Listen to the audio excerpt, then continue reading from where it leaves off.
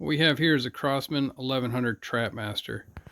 There's a number of different accessories available for this. I do have some more things for it that are packed away and rather large, so I didn't drag them all out. But I did get out one item that's not real common to find is the smaller reloading kit. It just consisted of the wads and the tool. There's another loading kit that looks like a tackle box. It has some hulls in it, a bunch of shot, the tool, the wads, and everything is in there. I do have one of those kits laying around. I believe it's with the thrower because they did have a sit-down thrower that would throw these targets. These are brand new, never been assembled targets.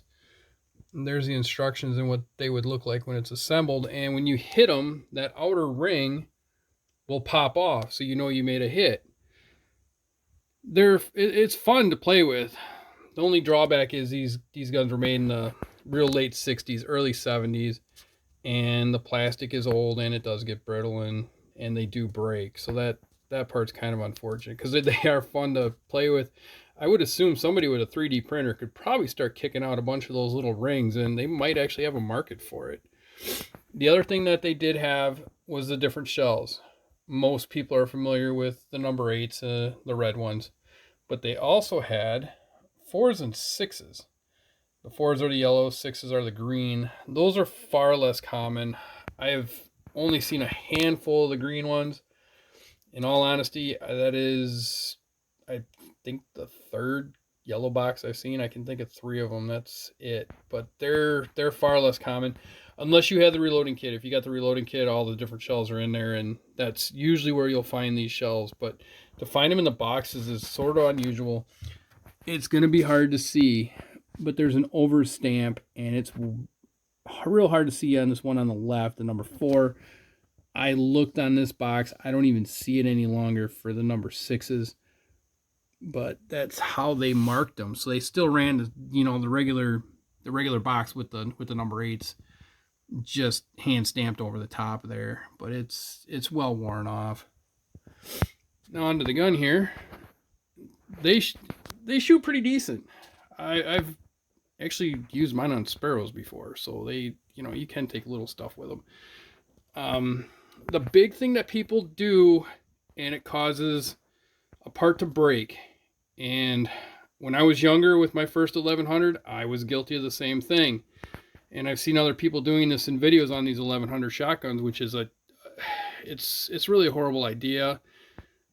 So what happens, this ring right here, when you push the button down there, it releases the barrel. The barrel's held in under spring tension. So if you just push the barrel, let the barrel go slamming and flying forward, these break. Now you can tighten them down so the barrel barely slides, but then you start leaving scuff marks on it too. So the smartest thing to do if you have one of these shotguns, hold on to that barrel while you push the button and slowly let it up. Because you break that ring is getting very tough to find, and it's not a cheap part when you do find it.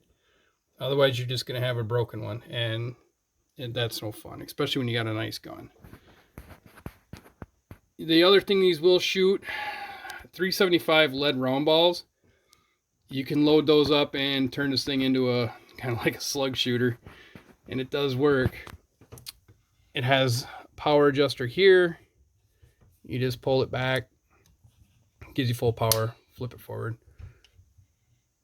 The hammer's here, so in order to shoot it, you got to cock it, and then it'll be ready to go. This is a 3-digit serial number 1. The finishes on them are a little different. I've come across. This is an earlier one, and it's more of a polished finish. You can kind of see reflection in it. Some of the later ones are more dull. It's got a nice color to the wood on this one too. Go ahead and turn it around, and you can see the markings on the other side of the receiver. Here's the other side of the shotgun. I got a plastic butt plate on them. And there's the markings on the receiver there. Now these do take 2 CO2 cartridges. First one goes in neck down, second one goes neck up. And the ideal thing to do when you are loading these is to have it cocked. That way the firing pin is not up, so when you drop a CO2 in, it doesn't hit the pin and go flying out at you. So I would suggest cocking the gun, put your CO2 in, neck down, second one, neck up, tighten that down, and now this little piece here will move, and that pierces that one. Fire the gun, pierces the other one. And then it's ready to go after that. Then just recock the gun and load it, and you should be set. And that's that. I will go ahead and kind of try to demonstrate how to open this thing up without risking breaking that piece in the front.